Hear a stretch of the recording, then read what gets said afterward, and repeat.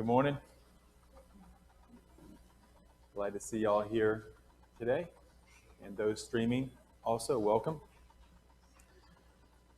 We're going to continue this morning the class we started back in September. And the title on the screen, The Influence of a Woman.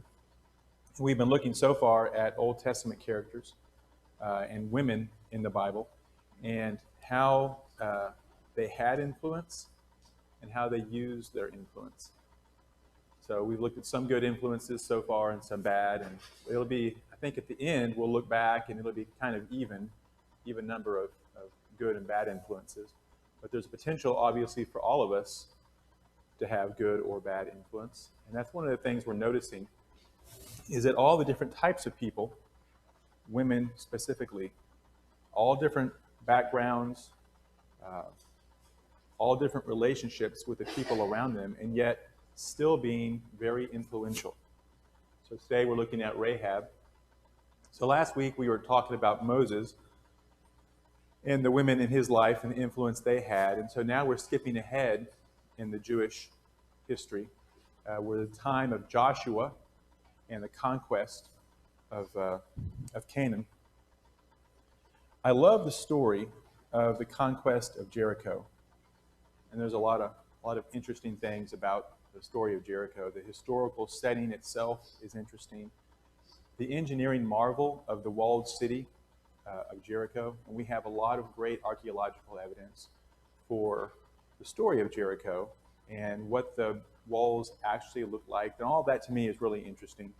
The military strategy that's going on at this time and the fact that the Jewish people were not equipped to go against a walled city. The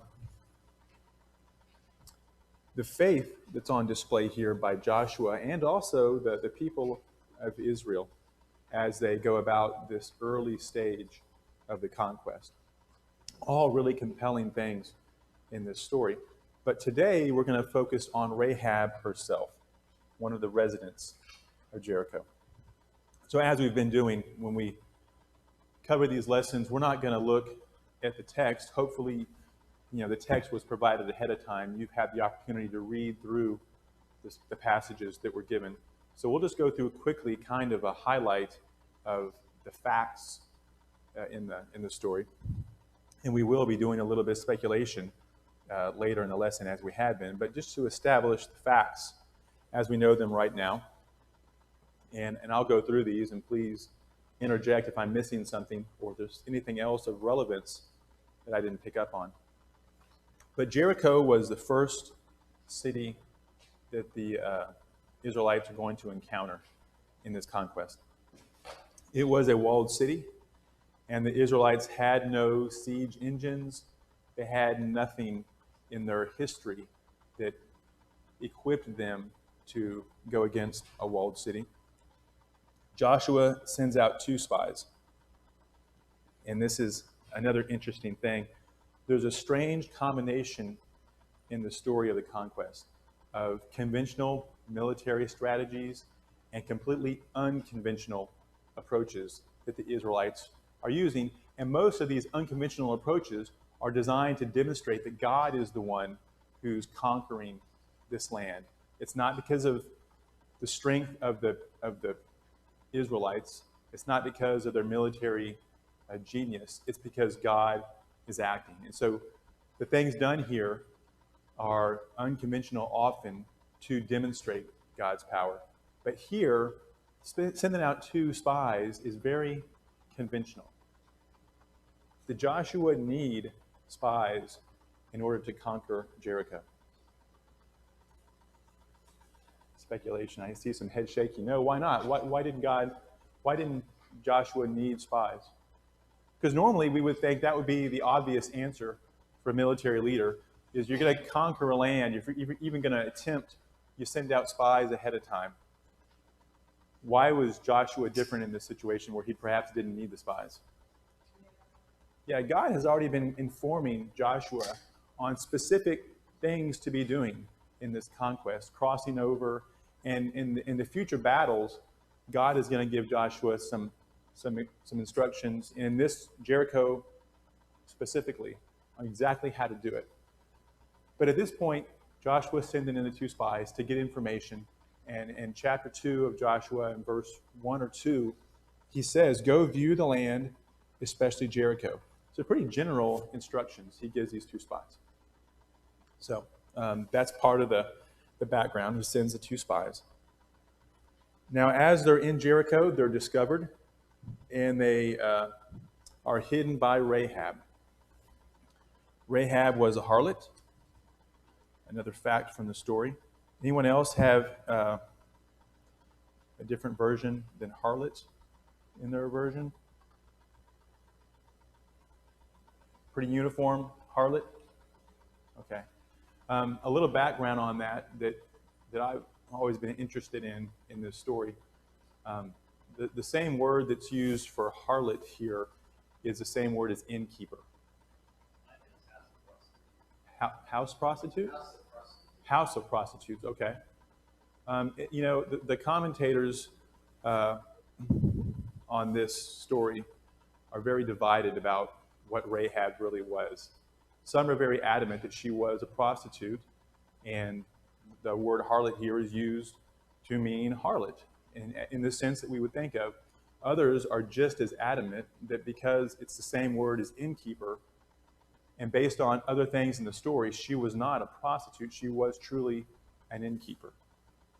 So what would be the arguments, just talking as a group here, not that you take a side one way or the other, what would be the arguments for her being a harlot in the sense that we would associate with a prostitute? James?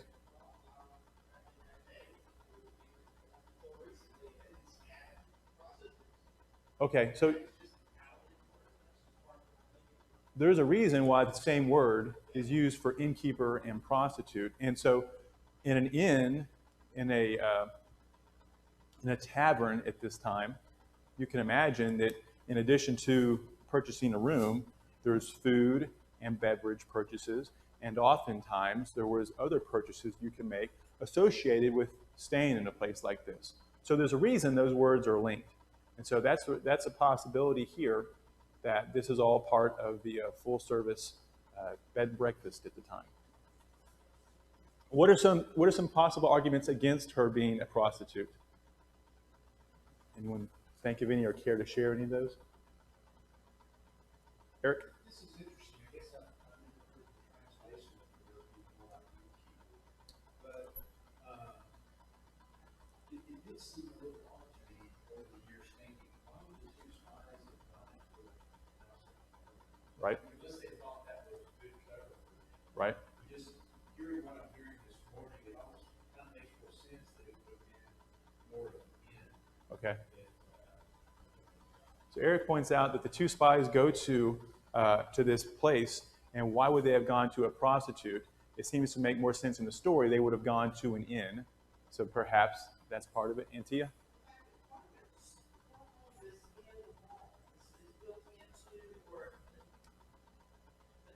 An important part of the story. Her home is built on the wall, right? Yeah. Okay. Okay.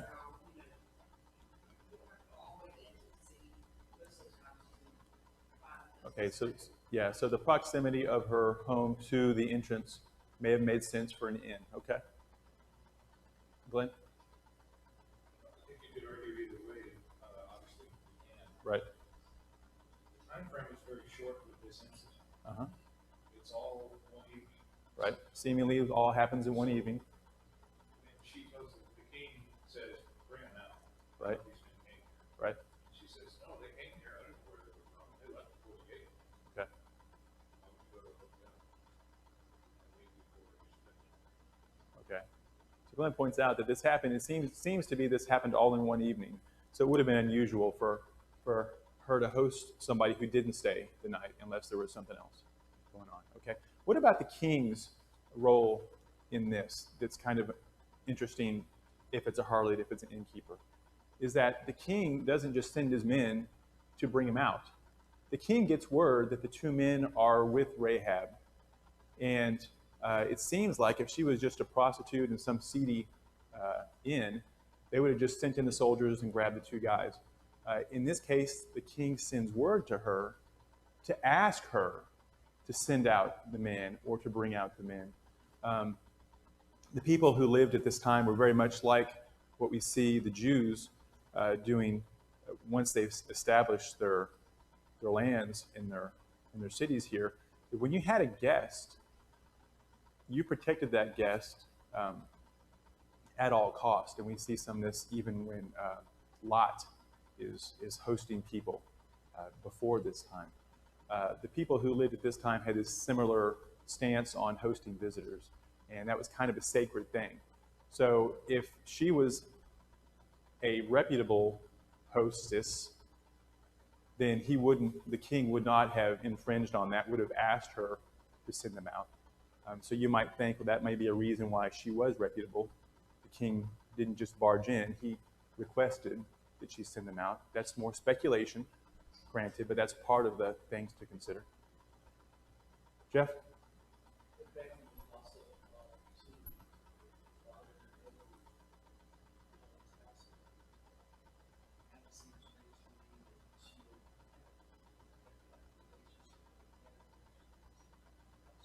So what's going to happen here, as Jeff points out, is her family gets involved. And to make Rahab's plan work out, she had to convince her family to participate in this, this little plan. And would a prostitute be very influential among her parents and siblings? Possibly not. If she was a priestess and some kind of false god prostitute, perhaps maybe that would have made sense. But that didn't seem to be the case at this time with the people of Jericho. So it's possible, I agree with Jeff, that's something to consider.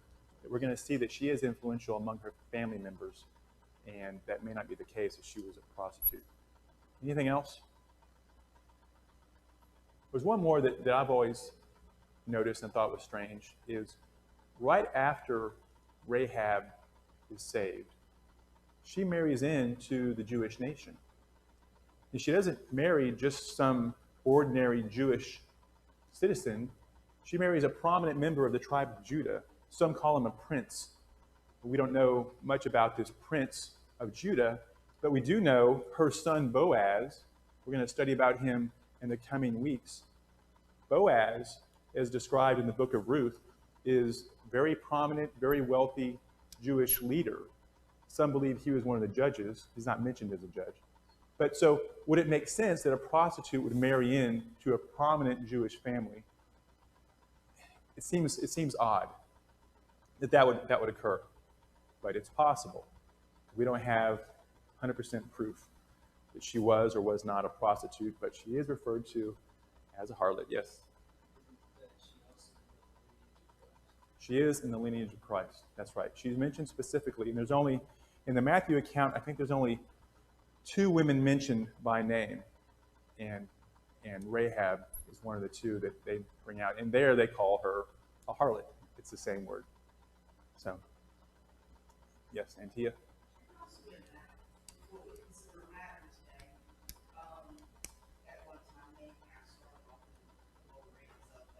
Right.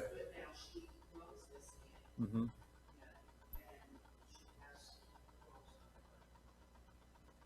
Perhaps, yeah, that she's managing.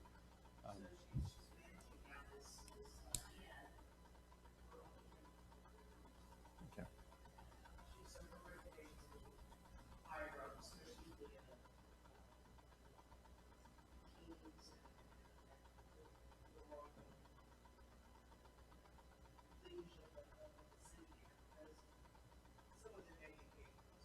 Right. Yeah, there's just so much. Again, we know a little bit about the characters. We don't know as much as we'd like to know. Gail? You know, I'm old enough, I've seen a lot of stuff in my Christian and non-Christian religion. God uses whoever Right. to do whatever he wants. Mm-hmm. And they can have color past. That's right. And he disregards that when he wants to. Mm-hmm. And so he just does what he wants to do. That's right. We're going to see that throughout these Old Testament stories. And one of the things I wanted to, one second, Ron, one of the things I wanted to bring out as we look at these characters is it doesn't matter their background, their history, they have the ability to use their influence. And sometimes they use it for good, sometimes they use it for bad. We're going to see it used well here. And yeah, she could have been a prostitute in the worst sense of it, and still God's going to use her for his will. Bob? Mm-hmm.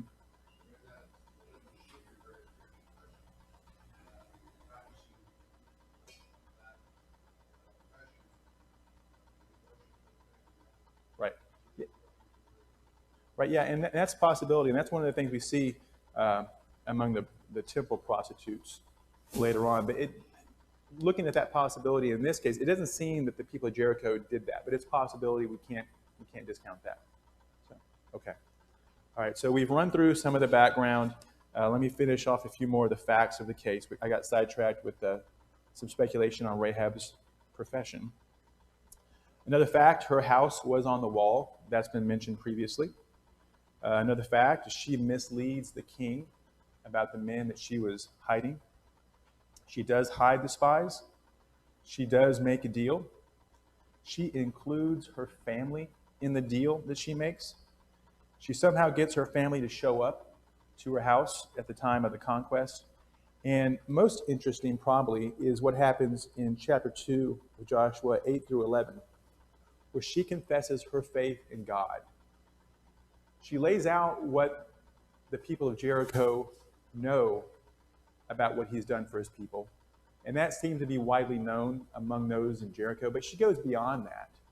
And she from what she knows about what's happened to God's people so far, she says he's God of heaven and of earth. I mean, she makes a connection here that apparently the other people of Jericho hadn't made, and which is really interesting that she had that level of faith when some of the people of God still didn't have that level of faith.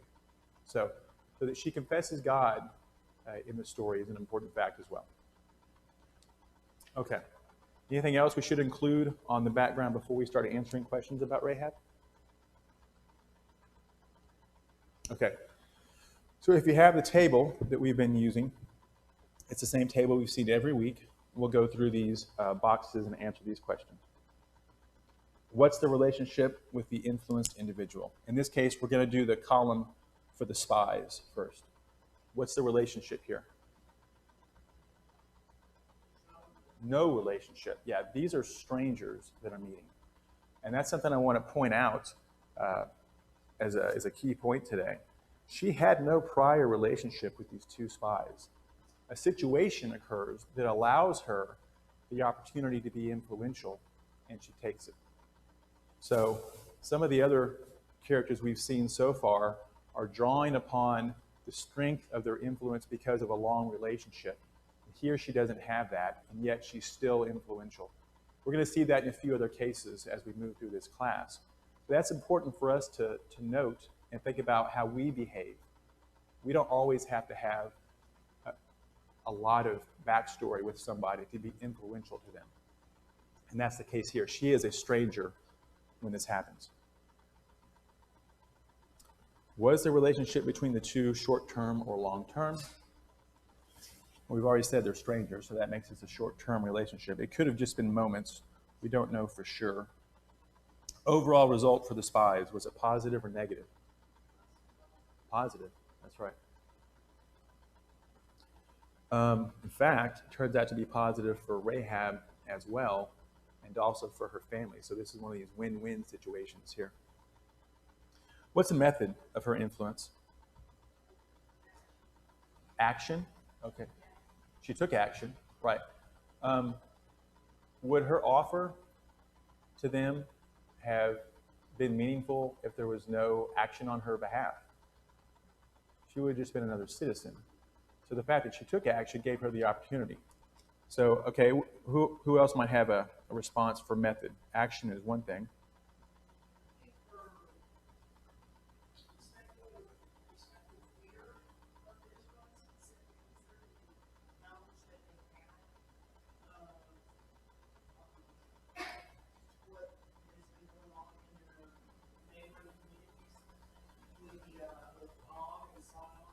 Okay.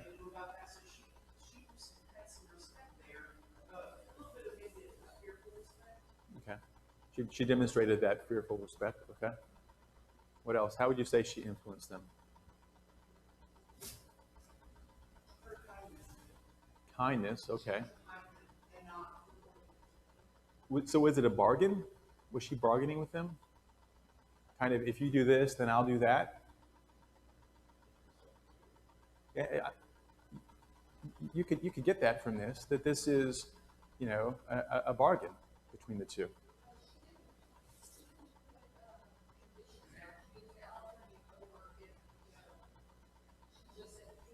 Okay. Okay. But you're right. So I want to make a distinction here. I think this is a bargain, but I don't think it's a threat, right? Would y'all go along with that? I mean, she didn't say, if you don't save me, I'll scream right now, and she starts to protect them, and then as she's in the act of protecting them, then she makes the bargain. If you will not kill my family, then I won't turn you over. So as we talk to people and we try to be influential, is a threat as effective as a bargain is?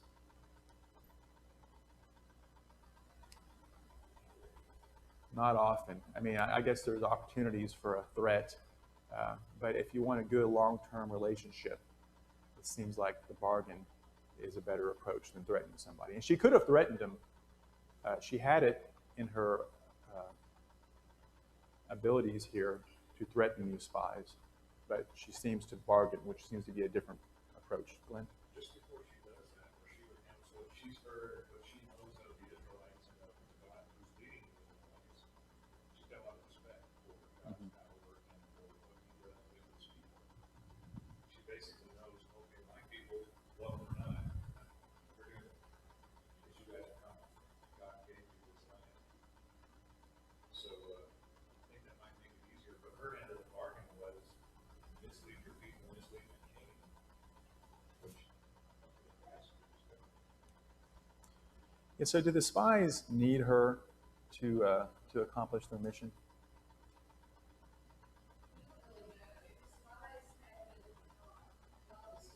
Yeah. Yeah, this is one of those times where God is protecting his people, but he's using the situations, the people around to accomplish that. So, yeah, God's going to take care of these spies, I believe, and he's just using Rahab to accomplish that. Glenn? this evidently got out. This is why probably not just among the Jews, but this might be an effective thing for the next nation, the next town, those people to hear a story like this and say, if I felt that, God would be kind to me. So the same thing as everybody else. So it could be something useful information to be able to look ahead of when the Israelites as they think. Okay. Bob, did you have something?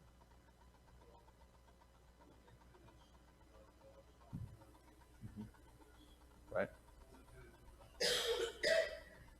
Is what? Okay. Yeah, true. She was hospitable, and that was important to God, and they reacted to her hospitality. Okay. What's the impact of the influence? Spies are safe, right? What else?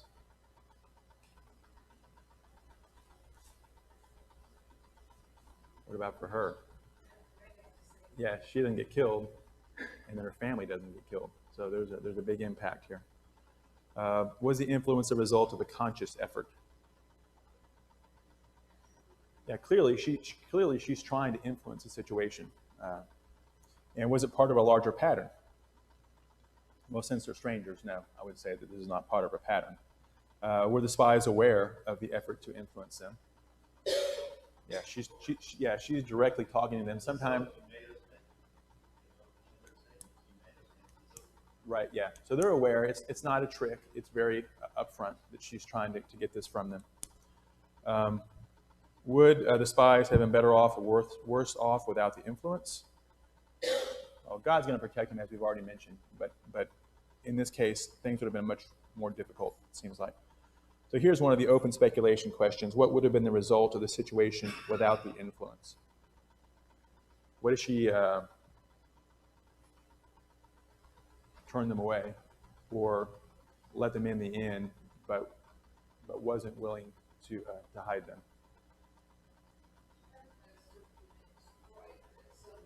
Exactly. Yeah. So God's going to accomplish. God's already given Jericho into the hands of his people, but Rahab would not have been saved, nor her family. They would have been just more victims of this conquest. So some takeaways from some what we've seen in the actions of Rahab and the spies.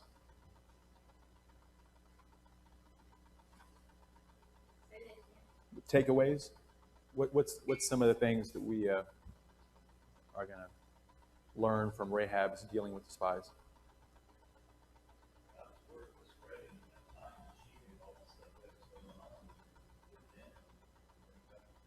She was aware of it, but so were everybody else in Jericho.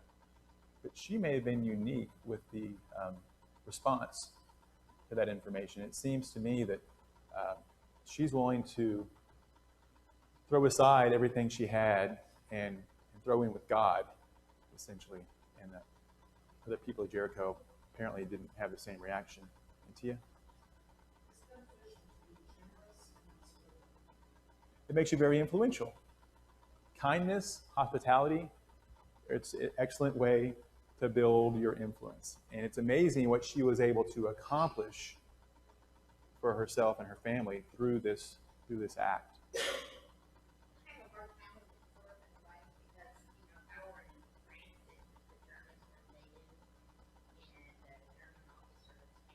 Mm-hmm. No, probably not.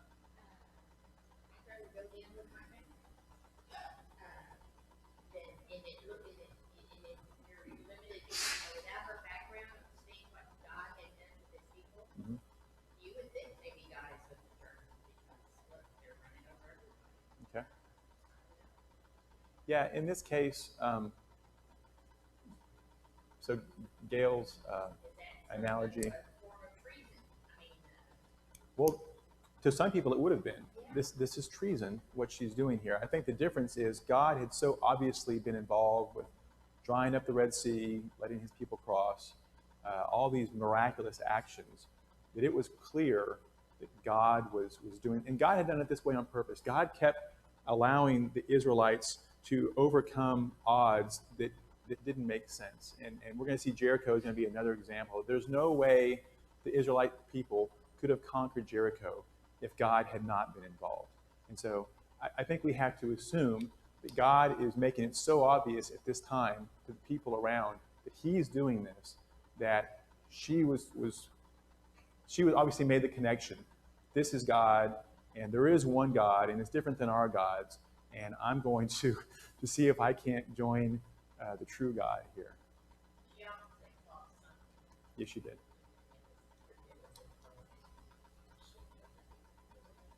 Right.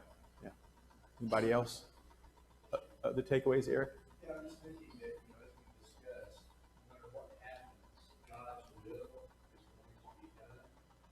But I think perhaps one of the greatest joys we can experience on this earth is to find a way to allow ourselves to be woven into that atmosphere of his will. Yep. This is what she did.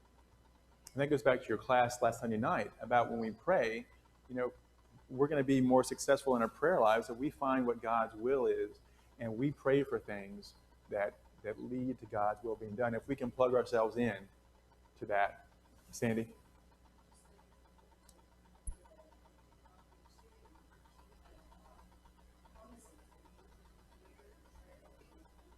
Right. Yep. Yep.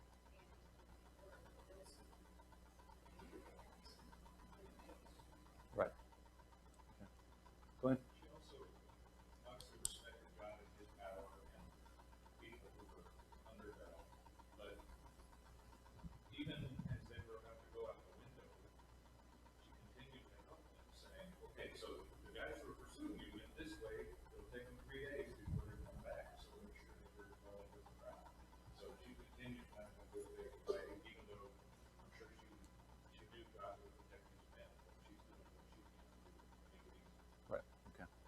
we're going to run out of time again here. So let me add a few more of the takeaways that I wanted to discuss before we move on. So her actions here, I think, required a lot of bravery.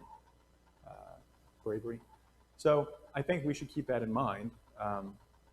Sometimes being influential requires a lot of bravery. I mean, she brought in the men. She knew who they were. She's lying to the king here. She is taking actions that could get her killed either way, one way or the other. And she still persists, and she's trying to create an opportunity where she could do something to change her situation.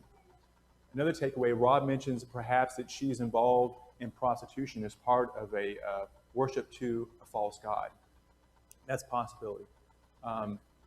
If it is, she saw an opportunity to change here, and she took that opportunity as well. And change is a difficult thing for all of us. But here, what we see her doing is she's embracing a radical change to her lifestyle. Now, granted, she's facing death if she doesn't. But still, being able to recognize when it's time to make a change and being able to make that change is important. And lastly, she thought of others. Here she has the opportunity to save herself. These spies are perhaps someone she thinks she can negotiate with. She doesn't just ask for her own safety. She includes her entire family, which is important, obviously, to the family. But I think perhaps sometimes women are more likely to think of others than men. I don't know if it had been a man innkeeper here and given the same situation. I don't know if he would have had the wherewithal to think about, oh, while I'm making a deal, I should include these other people. But she was quick thinking, and she thought of others in this moment, which is obviously makes her very influential. Okay, Rob?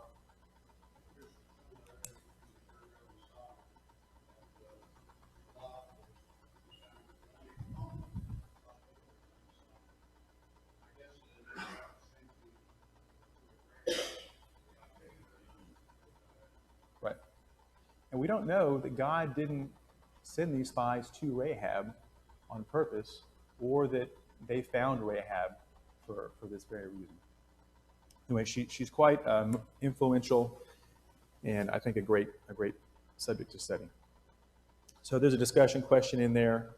I think the one I included in your sheet says, how did she know the spies had authority to bargain? Is that on your list? Okay, so what's the answer to that? How did Rahab know the spies had authority to bargain with her? She's taking a chance. That's right. She didn't know they could bargain. But what other choice did she have? She created an opportunity and pushed it to its fullest. And of course, did the spies have authority to bargain? Huh? Well, they did bargain. We don't know that they had authority.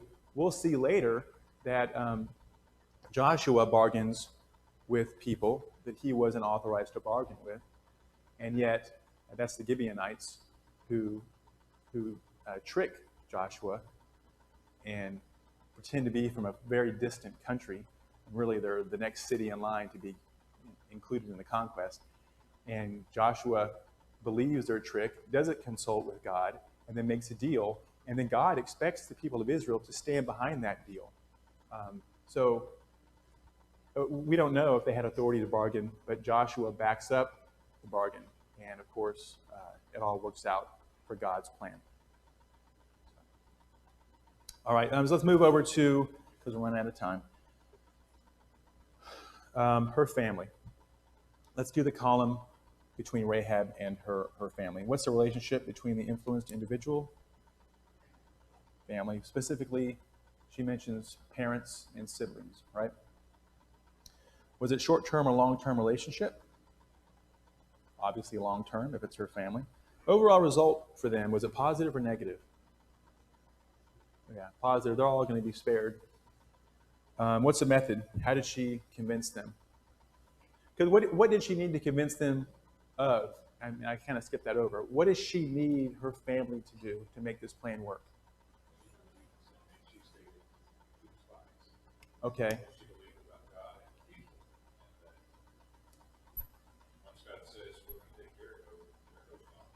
Okay, so Glenn is saying that she needed to convince them to believe what she believed, that there was one God and it was Jehovah, and he was going to deliver the city over to the Israelites.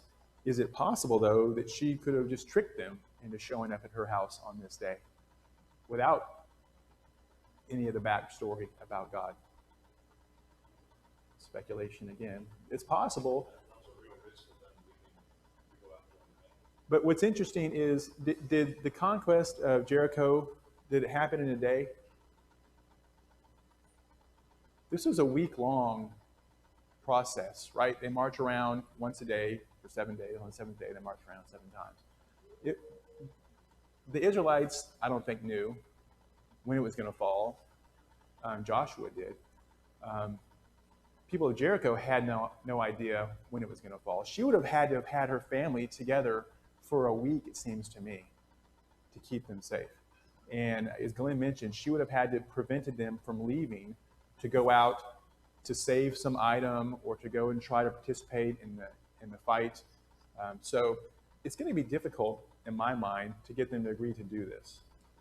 So we don't know what method she used to influence them, but she somehow got it to happen because it all works out exactly according to the plan, and they are saved. So again, she's very influential among her family. We don't know how it was, but typically we associate being influential in a family with having a long history of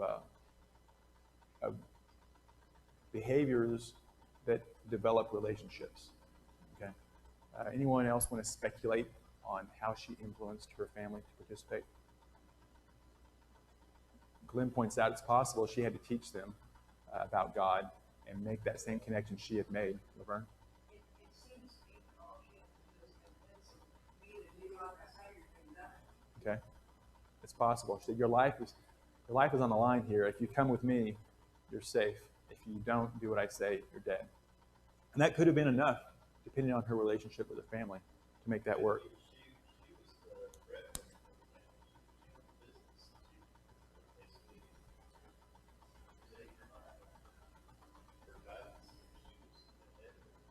Possible. Yeah. Okay. Impact of the influence.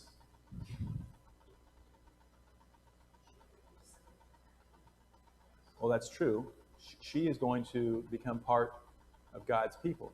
She's going to fully integrate with the Jewish nation. And her family, of course, is going to stay alive.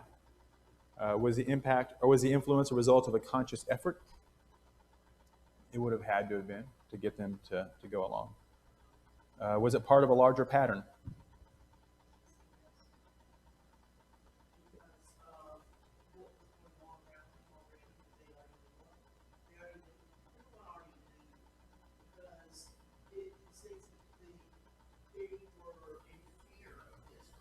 Right.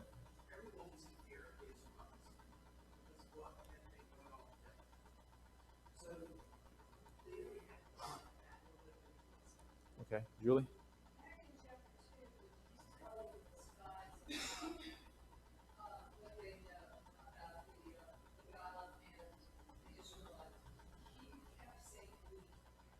Mm-hmm. And I don't think it was the whole city that believed God was supreme and that God was, the one leading the kingdom. She said, we heard it in our hearts melted. We couldn't get a word from it. Okay. Because immediately after that, she said, come see me. Okay. So it's possible. That's a good point. It's possible that she wasn't alone in her perspective. That it's something that her and her family had been discussing, had developed amongst them. Okay. Good. Anybody else? Okay. Were the other individuals aware of the effort to influence? Well, I'm sure they were. You don't trick somebody into staying at your house for a week. Would they have been better off or worse off without the influence? Clearly worse, right? So what would have been the results without the influence? What if she couldn't have convinced her family to come stay at her house for that duration? Yeah, It's certain death. Did anyone survive the siege, the conquest of Jericho, aside from Rahab and her family? No. And it seemed like, according to the account given, when the walls collapsed, they fell straight down. It provided a means for the Israelites to storm into the city, but that initial collapse was going to be devastating to anybody who was near the walls. And clearly, if your house is on the wall, then that's it. I mean, it's just a matter of simple cleanup for the Israelites coming in to anybody else who's on the inner part of the city. So they would have been dead. What kind of takeaways do we get from her influence over her family?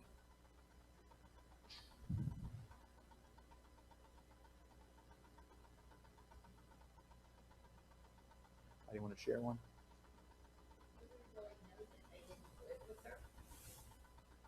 It doesn't seem that they lived in the inn, because she made provision that she had to get them to come and join her. It seems like it was going to be a chore for her based on what she described. But it's possible. I can't say for sure. They didn't live with her.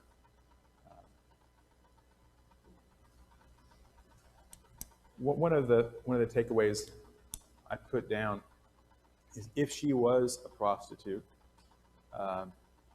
that would have affected, I think, her ability to be influential. But it didn't stop her from being influential. No matter what her past was, she was able to get her parents to go along with this. And if it was the case that she was a harlot, she still overcame that when dealing with her parents. And so all of us, and the takeaway is, no matter where we fail, we still have the ability to be influential and to build that influence. And so, and we're gonna mess up. We're gonna have problems. We're gonna have missteps with dealing with our family members. But we got to keep trying to build that influence and keep trying to do good for those we come in contact with. Okay, is there a thought question or a discussion question for them?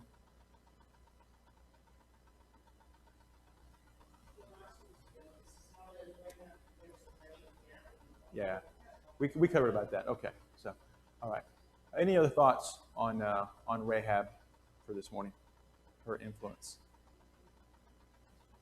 Once again, a lot of questions, and we don't have a lot of the details, but I think it's important for us to think a little bit about these characters and what they were going through to make them more relatable for us, because these are real people with real struggles and real, in this case, successes that were important. Okay? All right. Thank you very much.